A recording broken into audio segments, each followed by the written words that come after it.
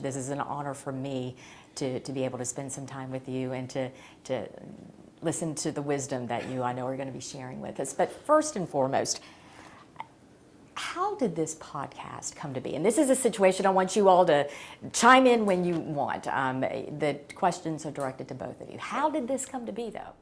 I actually had thought about the idea for a while because I get so frustrated that people on both sides of an argument don't think the other side has any validity at all. And, you know, one of the things when you actually have to lead, you realize, you know, there's another side to the argument. It's, you know, even a pancake has two sides, as they say. And so I thought if we could have some environment where people could hear the other side thoughtfully presented, then maybe some of the polarization might start diminishing. Yeah, the podcast, to be honest, was Bill's idea. And we've been friends for a long time, since long before, certainly before you were governor. And he called me up one day and just said, I've got this idea and so on. And it's one of those things you say, I should have thought of that myself. And it was worth trying. And I think we started out with the idea of it being, you know, an experiment and so on. But it's resonated with a lot of people, and we're really enjoying it. Yeah. An experiment that's in its second season now, yeah. Wrapping up. Yeah. The name of the podcast, you might be right. Of course, this coming from the great Howard Baker. When did you land on that name? How did you land on that for the podcast? Well, this is actually, when I first thought of it, I thought, let's call it No Shouting Allowed, with the idea like you see all the cable news shows, people shouting back, so let's have a no shouting allowed. But then we kind of stumbled on, or obviously knew about Baker's saying, and thought that's actually the right idea, is start with this idea that the other fellow, always remember the other fellow might be right. Yeah. I unfortunately, kind of ships passing in the night with Howard Baker and myself, and our careers were in sort of different places at different times. And I got to know him a little bit while I was governor, and I guess first really spent any time with him when he was ambassador to Japan. I was over there on a trip. And he's a man I really admire. I mean, it's a different party, obviously, and somebody who's got, you know, he had strong views about the way he thought the world ought to be organized. But I always respected the notion that he had this humility about him. He had this respect for other people's views and this feeling that you might be right.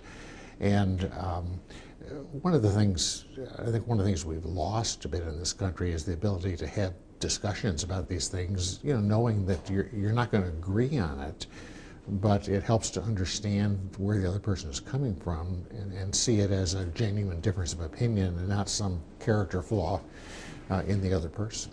Absolutely. You answered the question I was going to ask. What is your personal experience with Senator Baker? Well, I actually knew Senator Baker well because my dad helped him on his campaigns, was his finance chair early, and then when I was in college, I went up and worked in Washington as an intern. This is pre-email, so I literally opened mail. I thought I was coming to save the Republic, but he thought opening mail was more appropriate for my skill level. But then later, when I first ran for mayor, he was helpful, and ran for governor, was helpful again. So, you know, I have a short list of mentors, but he'd be at the top of it. Mm-hmm. What do you think the senator would think now, touching on what you both allude to, that no shouting allowed, but that's what we are getting a lot of, is a lot of shouting, and the other person not respecting the other person's view. What do you think he would be thinking? Well, again, my exposure to him is somewhat limited. I was on the board of the Baker Center for a few years while he was still alive, and got to know him a bit there as well. I think he'd be disturbed. I mean, because it seemed to me that his view of the world was that good people can disagree about the way the world ought to be organized. And have those disagreements and make passionate arguments, but then go have a scotch together or a beer together or something after that. And you know, that's the world I'd like to live in. I think he'd be upset about it. I wish I knew what he thought should be done about it, but unfortunately, he's not here. You know, I had the privilege of going to Senator Baker's funeral when I was governor, and I walked in, it was in a tiny First Presbyterian Church in Huntsville. I mean, a church about the size of your, any small town church. And I was so struck when I went in there how many senators and former senators were there. And it was about even Republican Democrats. I literally sat between then Vice President Joe Biden and Senator Al Gore. And next to him was Lamar Alexander. I mean, the church was full of people from both parties. And it's kind of emblematic. You look at the major legislation that passed. If you're going to pass big stuff in a country that's evenly divided, you're going to have to work with the other side, which your own party doesn't always like that much. But I think Baker kind of modeled that out, maybe in an easier time today, but modeled that out. I think the other thing he'd say is, you got to remember he was a key player in Watergate, one of those crisis moments in the country. And besides the other fellow might be right, his other saying was, the Republic will survive. Yes. There's an optimism that I think is important for leaders to have. And based on what you're doing with this podcast, I mean, we hear a lot of the bad. Yeah. But do you walk away and feel the same, that there is hope?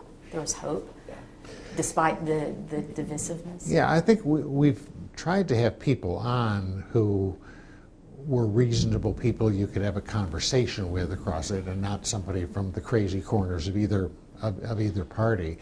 But I walk away with the feeling of, the two of us are from different parties and different backgrounds and so on, and we get along fine and can have conversations about issues we agree on and issues we don't agree on. And it's encouraging me to find out there's a lot of people like that in the world. And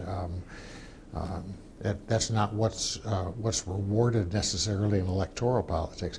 One of the things that I always admired about Howard Baker was, I think there were things more important to him than being reelected.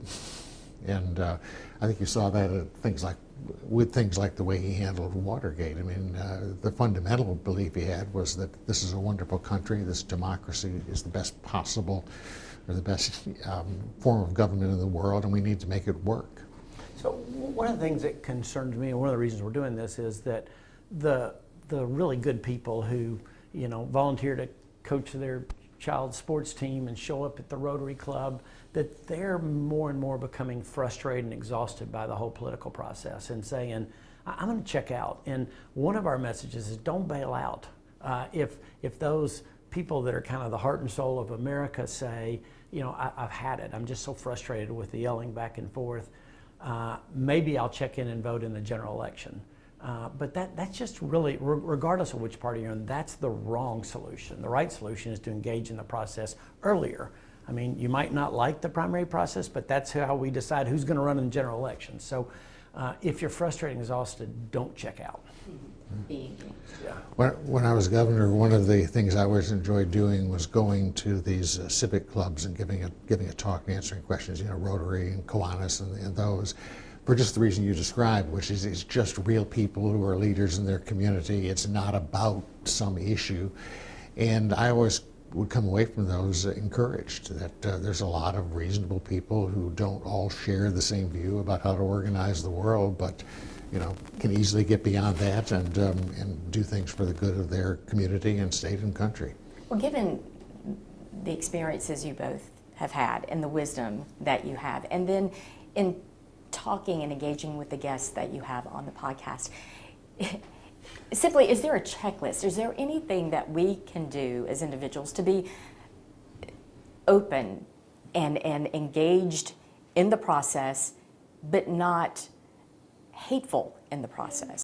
Three or four things. Number one, don't check out themselves. I mean, that's the first thing, is be a part of the process. Number two, look for actual results from that person. What's their resume? Have they actually really solved problems before? Unfortunately, in my party, the Republicans have gotten pretty bad about this. The main criteria is somebody that will fight. Well, fighting's fine, but it doesn't necessarily solve a problem. I would say, fighting's nice, but winning is winning in terms of winning, solving the issues is really what we need. We have real problems, from third grade kids that can't read to budgets that won't balance to healthcare. I mean, we can go on and on about those. So is the person that's wanting you to vote for them, has he or she ever do they have a resume that involves solving problems, not just not just being loud in a really attractive way. I think of it like if you had a family business that you spent time building up and it was time to hire somebody else to run it, is this a person you'd ever hire to do it? And obviously it's a person who hasn't solved problems and who's all talk and so on. That wouldn't necessarily be who you would pick. I also look for people in office who I think have something they believe in that they'd be willing to give up the office for to accomplish. Those people are getting rarer and rarer, but I think that's really important. I like people who are grounded in their communities, and I think one of the things that's happened is it's gotten so difficult to run for office. I mean, I can't tell you the psychological impact of all the negative advertising and your kids seeing all these things about you and that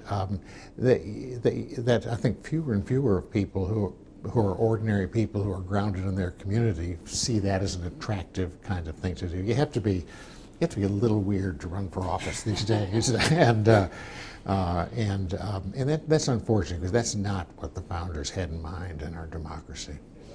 Getting back to the podcast, as far as topics, how did you decide what topics to focus on and then what guest to bring on to discuss the topics? So a little bit are things that we want to know more about. Like if we're talking, I want to know more about artificial intelligence and its impact on democracy. So having guests in that can help educate us is really important. We had a really good podcast early with about energy and how we're going to balance the need that we all want to be kept warm and the lights on and be able to move from one spot to the other, but we're concerned about an increasingly warming planet. So we had Al Gore on, who's fairly, famous for his environmental emphasis, and Jeff Lash, who runs TVA, who has to make sure your lights come on every morning. So people that can bring two different sides of an issue that we get that are important, and maybe I particularly like those issues where there's folks that don't really get the other side of the argument. Second Amendment gun rights being one of those. Like, I don't really understand how anybody could think it's okay to fill in the blank. Are there any topics that you won't touch? Without being flip about it, I think we've probably tried to avoid topics that we think are just sort of like so firmly, the die is cast so firmly that you're not going to have an intelligent conversation about it. But no, I think we've tried to look for things that where there are some real differences of opinion, but in which you can have a conversation with people, and frankly to get people on the show who are not ones who are just there to parrot the catechism of one side or the other. The podcast that Bill just mentioned on global warming and the environment, I thought was really interesting because you had somebody who was a true believer, okay, but you also had somebody who didn't disagree with the fundamental premise that global warming is a problem, but had a different set of problems. He had to he had to provide power so you can turn your toaster on in the morning, and your lights on at night. And those to me are much more interesting questions than are you, do you believe or not believe in global warming, or are you for or against oil or something like that? Well, one of the challenges is, like I said, we're trying to have it where it's a thoughtful presentation of two sides. It's easy to go get a passionate advocate on one side and a passionate advocate on the other, but I'm not certain they're going to illuminate. They're going to argue. And so one of the struggles we've had is to find those people who can thoughtfully, but in an interesting way, present the argument. Like I said, as you know from what you do, there's lots of people you can get that can come yell about how right they are. In just listening to the podcast, the word listening, have we gotten to a point where we're not listening to each other? We're stuck in our silos, and therefore we're not willing to bridge the gap. And if that is the case, which I assume is, how do we as individuals bridge this? I don't think it's as bad as that, because remember that what goes on, which you certainly know as well as anyone, what goes on in terms of public discussion is kind of more like the waves on the surface of the ocean. There's a few people who are very visible and make good TV and everything else on each side of the issue. But if I go back to go out to a Rotary or a Kiwanis or ordinary people or live in the community, they may have views on the things, but they're not like that in the sense of it's, you know, I'm totally right and everybody else is wrong and they're bad people because they got a different opinion. So I come away from, you know, generally with the feeling that if you can shut out what I call the waves on the surface of the ocean and look at the ocean, that there's a lot of people who really believe in this country, believe in the way of government we have, and know that we've got to get away from this sort of strong, the way we're conducting the politics.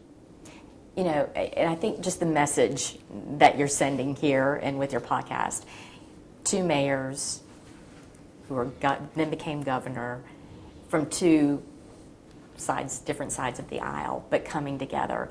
What message do you hope that sends to the listener and to the viewer? I think that was the whole point, is to have somebody from the Republican right side, somebody from the Democrat traditional left side, present views. There's lots of times we agree, by the way, a whole lot, but at least be able to present and challenge. I think the other thing that both of us realize is, at the end of the day, these jobs are very practical jobs. People, think about it, you pay taxes to hire government that you can't do for yourself. You can't go fix all the potholes in the road, so you pay taxes to hire the government to do that. It's a very practical job. And I think one of the reasons we're probably we have some things in common is we both were mayors, where you literally, you know, at the end of the day, most people care about their house on their street in their neighborhood. And help me with that, whether it's providing a great local school or whatever it is. The practical experience of being mayor and governor, I think, is one of the things that helps make this work. Yeah. I think that, you know, the executive jobs, mayor and governor, in my mind, are much better ways to approach these ideological issues, because, I mean, if you're in the Senate or the Congress or the state legislature, and, you know, there's an issue with, I don't know, crime in Nashville, you make a speech about how awful it is and this, that, and the other. If you're mayor, you got to actually, Monday morning at 9 o'clock, you've got to figure out something to do. And just like in business, actually, you know, putting a product out there in the market and seeing how it works is very healthy for the business. I think it's just healthy for the political process to actually have to execute something and make it work and solve problems. That's what I look for in people. What is the future of the podcast? I know you're getting ready to wrap up season 2. Will there be a season 3? There will be. I mean, I think, like as Phil said, when we started this, it was sort of an experiment. Like, if we do this, A, does anybody care? Are we just talking to ourselves?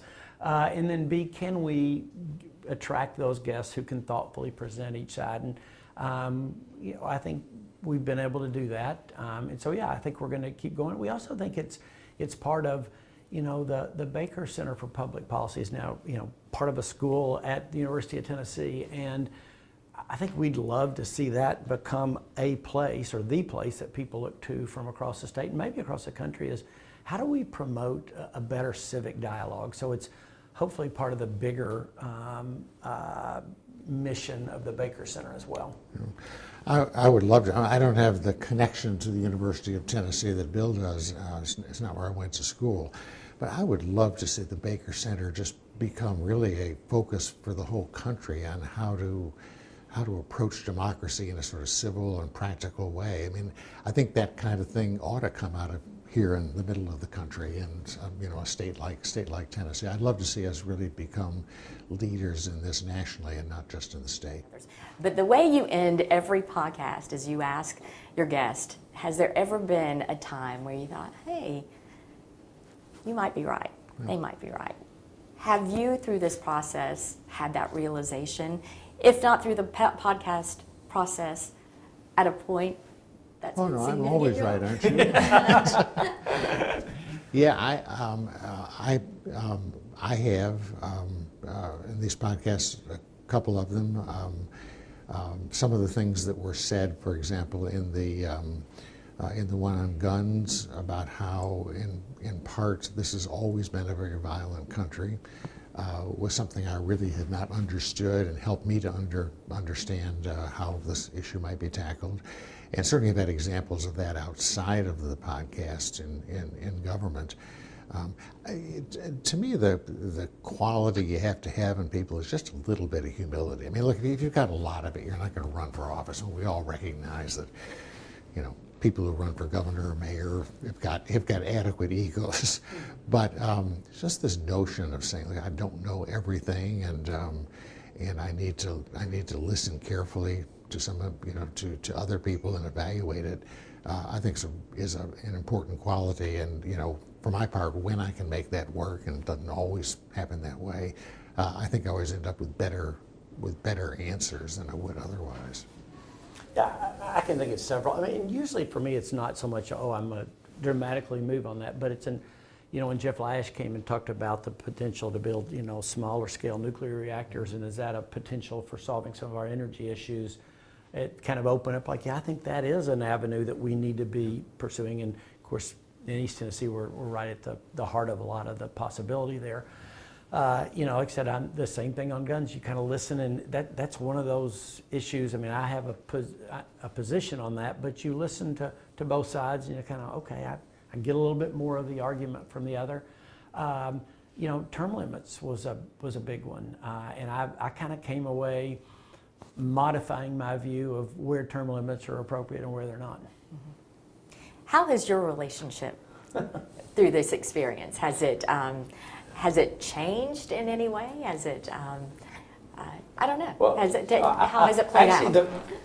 You might remember this the way that I felt like we first got to know each other. When I was mayor, we had a series. We'd have people in for kind of interview conversations, and down the World's Fair Park site in Knoxville, we came. It was actually the day before an Alabama football game, because I gave him a hard time for not wearing anything orange, as I remember. But I was a mayor. Ignorance. I was the mayor, and he was the governor, and we came and did a conversation between the two of us about how should the city work with the state, what are the growth potentials, et cetera. And I remember thinking then, like, different parties, and there's some things we have different views on, but fundamentally, this is somebody who really wants what's best and is trying to answer problems.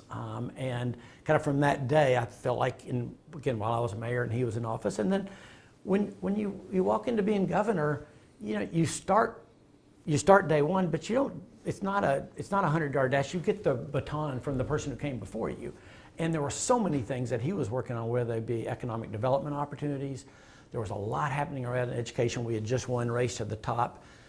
Now we needed to implement that. So I called him frequently about things like that. Just tell me what you were thinking. Tell me about this budget item, et cetera. So, you know, from, I guess, the first time we had that conversation back in World's Fair Park, which I think it was like 2005, he's been a kind of a source of information, helped me understand this. And I, you know, we had known each other. Things were, you know, in the state here. I think actually it was that trip we took to Asia together with other people, where we actually spent some time together. And there's nothing like having a chance to talk, you know, over dinner in a foreign country or something, as opposed to we're trying to deal with some issue in Knoxville or some issue in the state. And I mean, I just found somebody that I liked their approach to the world. I admired what they'd accomplished in the world, and have enjoyed the friendship. So yeah, we were in an airport, and there was an economic development trip, and he had asked me to come. It was like about 40 people on the trip, and we had some downtime in the airport waiting for a flight. I said, I just happened to kind of work my way over to sit next to Governor Bredesen. I said, you know, like if somebody was this is 2008, if somebody was thinking about maybe running for governor in 2010, what do you think the big issues would be? He said, like, for instance, like, this is a totally hypothetically, yes, right? That's awesome. I could go on and on, but I want to be respectful of your time. I've taken way too much, but that's good. Thank you. Thank you all. Thanks for coming. Very Thanks much. for doing it. Yeah. This has been my pleasure and honor. So thank you.